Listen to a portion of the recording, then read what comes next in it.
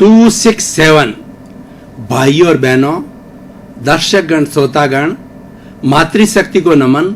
Channel 24+ news के खास विशेष, मन को शांति देने वाला, दिल को लुभाने वाला, शरीर को प्रसन्नता देने वाला, एक अच्छा समाज का निर्माण करने वाला, एक अच्छे विश्व का निर्माण करने वाला, और हर एपिसोड जो है कुछ न कुछ नई जो है विधा बताने वाला, नया गुण देने वाला पुनरुत्थान कार्यक्रम में आप सभी का हार्दिक स्वागत है, अभिनंदन है, सत्कार है। पुनरुत्थान कार्यक्रम में हम प्रतिदिन नए नए विषयों के साथ में प्रवेश होते हैं। तो आज हमारा एक विषय जो ऐसा विषय है जो हमारे जीवन का निर्माण करता है। आज का हमारा विषय है जीवन एक, दृष्टि अनेक। भाई और बहनों, दर्शकगण, श्रोतागण, हर व्यक्ति जीवन जीता है। जन्म से लेकर के मृत्यु के बीच का जो पीरियड होता है वह जीवन कहलाता है। और आज का युग है वो रिटर्न टिकट का युग है। यानी व्यक्ति कहीं यात्रा करता है तो पहले रिटर्न टिकट की ज्यादा चिंता करता है कि मुझे रिटर्न कब होना है, उसकी चिंता जाने के बनिस्पत रिटर्न टिकट की ज्यादा करता है। तो प्रकृति ने भी पूरा नियम बना लिया है कि जो जन्म लेता है उसकी मृत्यु भी निश्चित होती है, क्योंकि हमारी भारतीय संस्कृति का नियम है हर संयोग के साथ में वियोग जुड़ा हुआ है।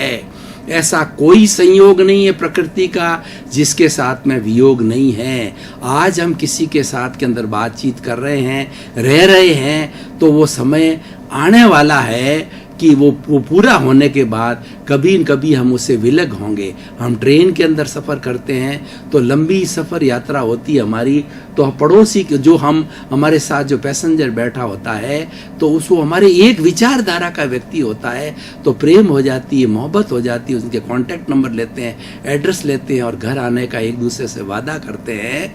तो ये तो संयोग हो गया। लेकिन जब अपना अपना स्टेशन आता है तो व्यक्ति चला जाता है। उसी तरीके से ये सारी जो सृष्टि है वो एक रंगमंच है। रंगमंच ये जगत है और कर्म खिलावन हार, और नाना रूप बनाए के और चेतन खेलन हार। यानी ये सारी सृष्टि दुनिया है एक रंगमंच की तरह है, एक ड्रामा की तरह है। इसके अंदर व्यक्ति अपना अपना रोल अदा करता, कोई राम का करता, कोई रावण का करता है, कोई सीता का करता है, कोई विभीषण का करता है, कोई भरत का करता है, कोई शत्रुघ्न का करता है, कोई लक्ष्मण का करता है। तो हर एक अपना अपना रोल अदा करके और वो चले जाते हैं। तो हम भी जितना जीवन होता है उतने जीवन भर हम इस जो रंगमंच के ऊपर, इस नाटक के ऊपर जो है हम अपना रोल अदा करते हैं और एक दिन चले जाते हैं। तो अब प्रश्न ये है कि हमारा जीवन तो एक ही होता है, क्योंकि व्यक्ति 50 साल जिए, 70 साल जिए, 80 साल जिए, एक जीवन कहलाता है। अब क्या है, जीवन एक और दृष्टि अनेक। देखिए, मैं 2-4 उदाहरण देता हूँ, आपको इससे क्लियर हो जाएगा। एक व्यक्ति जो है फूलों के बगीचे के अंदर गया, रोज के गुलाब के बगीचे के अंदर गया, तो सारे गुलाब है। उसका मकसद है गुलाब को प्राप्त करना। वाइट गुलाब, रेड गुलाब, ग्रीन गुलाब, सब कलर के गुलाब ही गुलाब होते हैं। तो उसके लिए मुसीबत हो जाती है कि मैं कौन सा चयन करूं। चयन करना उसके लिए बड़ी डिफिकल्टी हो जाती है। तो यहाँ पर जीवन एक, दृष्टि अनेक। तो उसी तरीके से हम जीवन कैसे जिए, अनेक दृष्टियां हमारे सामने आ जाती है। हमारे लिए कठिनाई हो जाती है कि हमको कैसा जीवन जीना चाहिए। ये बात अवश्य है कि हमने जो पूर्व जन्म के अंदर जो कर्म किए हैं, जैसे हमने भाव बीज डाले हैं, जैसे हमने कॉजेस बीज डाले हैं, जैसे हमने कर्म बीज डाले हैं, वो इस जन्म के अंदर हमारे कर्म फल और कर्म परिणाम मिलते हैं। हम उसके अनुरूप कार्य करते हैं, लेकिन हमको पता नहीं है कि हमने पिछले जन्म के अंदर क्या कॉजेस डाले हैं। तो इफेक्ट तो हमको मालूम पड़ रहा है, कॉजेस को हमको पता नहीं है, और वो इफेक्ट को हम भुगतते हैं। इफेक्ट को हम जो है वो इफेक्ट को हम जीवन के अंदर धारण करते हैं। तो भाई और बहनों, दर्शकगण, श्रोतागण, दूसरा उदाहरण देता हूं। कोई व्यक्ति मॉल के अंदर चला गया। मॉल के अंदर हालांकि उसको एक पर्टिकुलर आइटम खरीदना है घर के लिए, मान लो समझ लीजिए कि कोई एक आइटम उसको खरीदना है, लेकिन उस आइटम की सैकड़ों वैरायटी है। वो चयन करना उसके लिए भारी पड़ जाता है। एक ही आइटम की सैकड़ों वैरायटी है, उसके लिए चयन करना भारी पड़ जाता है। उसी तरीके से आप देखिए कि अन्य हम जो है वो दुकानों के अंदर जाएं तो एक ही वैरायटी, एक ही चीज़ की कितनी वैरायटी है, तो चयन करना मुश्किल हो जाता है। तो उसी तरीके से बच्चा जब जन्म लेता है और माँ उसकी प्रथम पाठशाला होती है, माँ उसको जो है पहला शब्द सिखाती है, इसीलिए मदर टंग कहा जाता है। माँ उसको तुतले रूप के अंदर जो शब्द सिखाती है, अ आ ई ऊ सिखाती है, तो वो मदर टंग कहलाती है। वहाँ से वो सीखता है, संस्कार लेता है, उसके बाद बड़ा होता है, स्कूल जाता है, पढ़ाई करता है। अब जब उसमें थोड़ी समझ आती है, यानी ये जो हमारी शिक्षा का जो निर्धारण किया गया है वह भी ऐसे किया गया कि बच्चे में समझ आती है।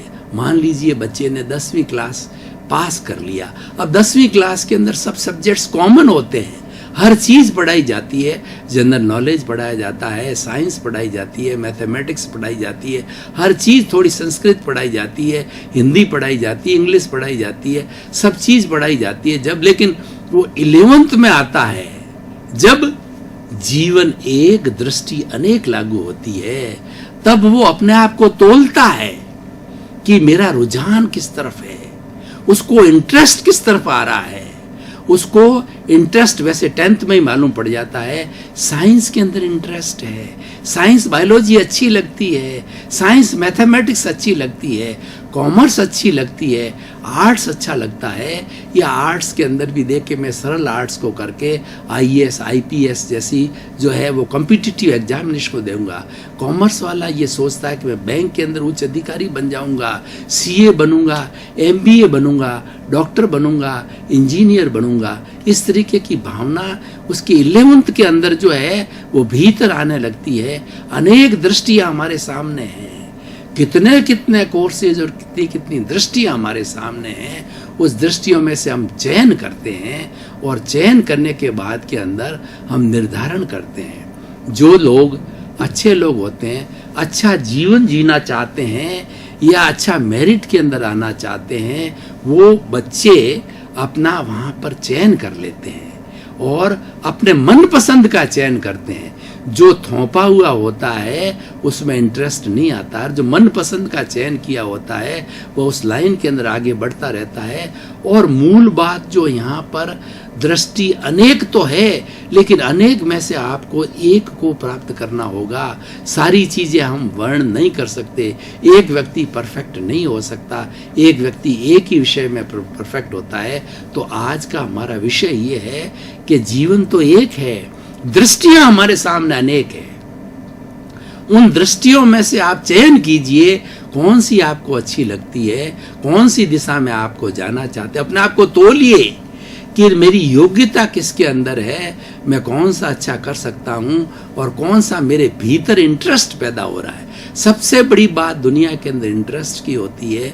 इंटरेस्ट जिस व्यक्ति का होता है वह व्यक्ति ऑटोमेटिकली, चाहे दिन हो, चाहे रात हो, चाहे सर्दी हो, चाहे गर्मी हो, चाहे अनुकूलता हो, प्रतिकूलता, उस कार्य को कर लेता है क्योंकि वो रुचिकर होता है। ठीक उसी तरह से जैसे हमारा रुचिकर भोजन होता है तो रुचिकर भोजन हम तुरंत कर लेते हैं, अरुचिकर भोजन होता है तो हम छोड़ देते हैं, हमको अच्छा नहीं लगता है। उसी तरह रुचि की बात है, रुचि बहुत बड़ी चीज होती है और इस रुचि को तोलना चाहिए। कभी भी थोपी थोपाई रुचि के मामले के अंदर, जीवन निर्माण के मामले के अंदर स्व परीक्षण कीजिए। जो मुख्य मुद्दा आज ये है उसका परीक्षण स्वयं का होना चाहिए और दूसरा हमें गाइडेंस दे सकता है। उसकी वेराइटीज को देखिए, सब लोगों से जो है वो आप सबके विचार लीजिए। जैसे कि मान लीजिए किसी व्यक्ति की बीमारी और लाइलाज है, वो ऑपरेशन करना चाहता है तो 2, 3, 4, 5 डॉक्टर लोगों की एक्सरे के माध्यम से, MRI के माध्यम से या जो कुछ भी उसके पास में उपलब्ध है टेस्टिंग है, उसके माध्यम से ओपिनियन लीजिए। फिर एक जनरल ओपिनियन बनती है कि नहीं ऑपरेशन ही इसका एक माध्यम, तो वो किया जाना है। उसी तरीके से आप सबके जो सारी दृष्टियाँ हमारी इस दुनिया के अंदर सब दृष्टियां बिखरी पड़ी है, उस दृष्टि में से आपको अच्छी कौन सी लगती है? हम मॉल के अंदर चले गए, वैरायटी एक है, लेकिन आपकी नज़र जो पड़ेगी, आपको जो लगेगा उसकी मेरिट्स को देख के, डीमेरिट्स को देख करके, उसके फायदे को देख करके, उसके गुण अवगुण को देख करके आप तुरंत सेलेक्ट कर लेंगे। इसलिए भाई और बहनों, दर्शकगण, श्रोतागण, आज का जो हमारा विषय है वो ये है, लक्ष्य निर्धारण का विषय है कि हमको लक्ष्य का क्या निर्धारण करना है। लक्ष्य को निर्धारण करने के लिए तीन बातें हमारी संस्कृति में मुख्य रूप से आती है, ज्ञेय, हेय और उपादेय। ज्ञेय का अर्थ होता है इस दुनिया के अंदर जितनी भी चीजें हैं, अच्छी है, बुरी है, सब का नॉलेज होना चाहिए, उसको ज्ञेय कहते हैं। यानी जानकारी हर चीज की होनी चाहिए। उसके बाद के अंदर अपनी सद्बुद्धि का उपयोग करिए। हे का मतलब छोड़ने योग्य है, मेरे काम की नहीं है। उपादेय ग्रहण करने योग्य है, ये काम मेरे चीज की, मेरे मतलब की है और मेरी कैपेसिटी है, इस कार्य को मैं कर सकता हूँ, तो उसको उपादेय, उसको ग्रहण किया जाना चाहिए। जैसे गुणों की बात आती है, गुणों को ग्रहण किया जाना चाहिए, अवगुणों को हे करना चाहिए, लेकिन गुण अवगुण दोनों की जानकारी करनी चाहिए। ये ज्ञेय कहलाता है। इसलिए ज्ञेय, हे, उपादेय तीनों आवश्यक है। तो इसीलिए अपना लक्ष्य का निर्धारण करो। लक्ष्य का निर्धारण के लिए अपने आप को तोलो, और एक बार जब लक्ष्य का निर्धारण कर दिया तो आपको स्वप्न आने चाहिए कि मुझे अच्छा इंजीनियर का लक्ष्य किया था, इंजीनियर बनना है, डॉक्टर का बनना है, कि मुझे जो है निट की परीक्षा में प्रथम आना है और आईआईटी के अंदर मुझे जाना है, अच्छा कंप्यूटर इंजीनियर बनना है, मैकेनिकल इंजीनियर बनना है, या माइनिंग इंजीनियर बनना है, या केमिकल इंजीनियर बनना है, जो भी आप बनना चाहें। और कुछ लोग होते हैं जो कि जन्मजात लीडरशिप होती है, तो वो पॉलिटिकल साइड के अंदर जाते हैं, वो आर्ट्स का विषय लेते हैं और पॉलिटिकल इकोनॉमिस्ट होते हैं। जैसे हमारे मनमोहन सिंह जी माने हुए इकोनॉमिस्ट है, तो ये हमेशा इन्होंने इकोनॉमी में रहे। जवाहरलाल नेहरू और हमारे वर्तमान के प्रधानमंत्री जो है नरेंद्र भाई मोदी, ये पॉलिटिक्स के अंदर बहुत सक्रिय है और पॉलिटिक्स इनकी हॉबी है, पॉलिटिक्स इनका विषय है, तो इसके अंदर रहे हैं और इसके अंदर कामयाब हुए हैं। जो व्यक्ति रुचि से कोई भी अपना जो है लक्ष्य बनाता है, उसके अंदर कामयाब होता है, क्योंकि वैसा सपोर्ट वो स्वयं करने लग जाता है। और ऐसा कहा जाता है कि God help those who help themselves. हमने अपनी सहायता प्रारंभ कर दी, हमने लक्ष्य बना दिया, हम पुरुषार्थ में लग गए, तो ईश्वर हमारी मदद अवश्य करता है। और उसके साथ साथ में ये जो सृष्टि है वह भी हमारी मदद करती है। अगर आपका दृढ़ निश्चय है, जिसको हम संकल्प शक्ति कहते हैं, संकल्प शक्ति के अंदर कितनी ताकत है मैं आपको बताना चाहता हूं कि हमने बचपन के अंदर प्रिज्म का जो है वो प्रयोग किया है। एक जो है बिल्कुल क्रिस्टल क्लियर वाइट जो है त्रिकोण का प्रिज्म होता है, उसके ऊपर जो है सूरज की किरण डाली जाती है और सूरज की किरण का उसमें रिफ्रैक्शन होता है, तो उन तीनों भुजाओं में से निकल करके उसका फाइनल जो रिजल्टेंट निकलता है, उसके उस जिस बिंदु से वह होता है वो इतना गर्म और इतना ताकतवर हो जाता है कि उस कागज को रखा जाता तो कागज भी जल जाता है, यानी वो इतना कॉन्सेंट्रेटेड हो जाता है। ठीक उसी तरह से संकल्प शक्ति इतनी मजबूत हो जाती है कि हमारे सारी विचारधारा एक जगह एक पॉजिटिव थिंकिंग पर आ जाती है। लक्ष्य ही लक्ष्य दिखता है चारों तरफ। उस लक्ष्य की प्राप्ति करने के लिए हम सपने लेने लग जाते हैं, लक्ष्य की प्राप्ति के लिए प्लानिंग हो जाती है। सुबह शाम उठते बैठते वो लक्ष्य ही नजर आता है। लक्ष्य की हम बात करते हैं और लक्ष्य को पूरा करने के लिए निर्धारण करते हैं और धीरे धीरे हम देखते हैं कि वो लक्ष्य की हमको प्राप्ति होती जाती है। वो संकल्प शक्ति है। तो भाई और बहनों, दर्शकगण, श्रोतागण, आज का जो विषय रखा गया है वो संकल्प शक्ति को मजबूत करने के, लक्ष्य का निर्धारण करने के लिए रखा गया है। अब थोड़ा वर्तमान सिनेरियो की हम बात करें तो हमारे आज भारतवर्ष के अंदर 80 करोड़ युवा शक्ति है, लेकिन उसके अंदर से वो अपने लक्ष्य का निर्धारण बहुत कम लोग कर पाते हैं। ग्रेजुएशन करते हैं लोग, पोस्ट ग्रेजुएशन करते हैं, डॉक्टरेट करते हैं, उनको पूछा जाता है तुम्हारे जीवन का क्या लक्ष्य है, तुम पढ़ाई करके क्या करोगे, तो वो कहता है कि जो कोई भी नौकरी मिल जाएगी उससे हम भरण पोषण कर दें। यानी उन्होंने लक्ष्य का निर्धारण नहीं किया है। लक्ष्य का निर्धारण 11वीं क्लास में आते ही हो जाना चाहिए कि मुझे ये बनना है, तभी संकल्प शक्ति मजबूत बनने हो जाती है। और आपने डॉक्टरेट पोस्ट डॉक्टरेट कर दी तो फिर आपका क्या लक्ष्य का निर्धारण होगा, क्योंकि आपकी जो कर्मजा ऊर्जा जो आपने 7, 8, 10 साल के अंदर लक्ष्य को न निर्धारित करके और संकल्प शक्ति को उस पीरियड के अंदर मजबूत नहीं किया तो फलवान नहीं होती है। हर एक चीज़ का अपना समय होता है।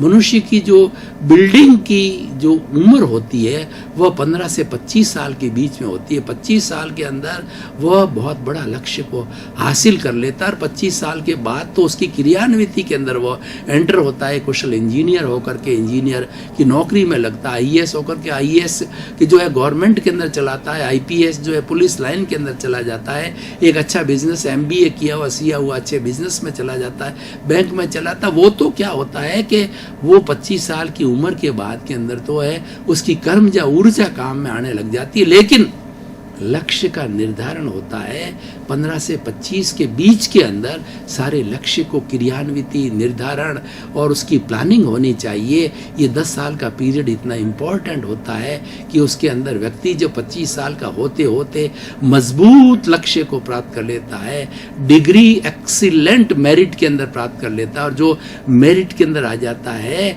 तो इसका मतलब ये था इतना पारंगत हो जाता है, इतनी संकल्प शक्ति उसकी मजबूत हो जाती है और वह उस विषय के अंदर इतना इंटरेस्ट लेने लग जाता है कि जब वह जो है सेवा के कार्य के अंदर एंट्री लेता है तो सक्सेसफुल होता है।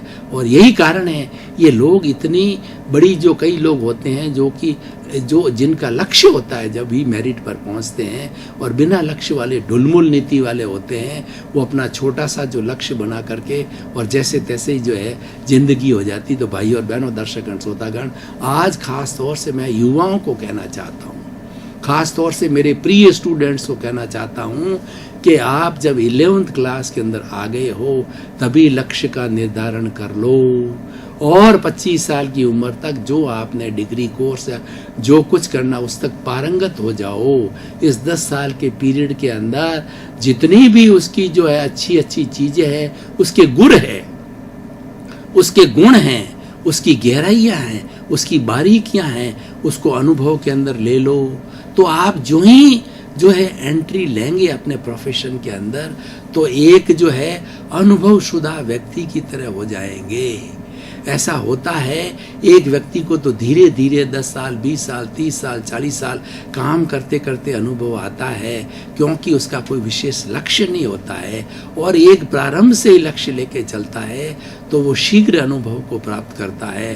क्वेश्चन ये है कि हमारा लक्ष्य कैसा है, हमारी संकल्प शक्ति कैसी है, हमारी रुचि कैसी है, हमारा रुझान कैसा है और हम उसके लिए कैसी प्लानिंग करते हैं, कितनी क्रियान्विति करते हैं, उस पर सारे बातें डिपेंड करती है।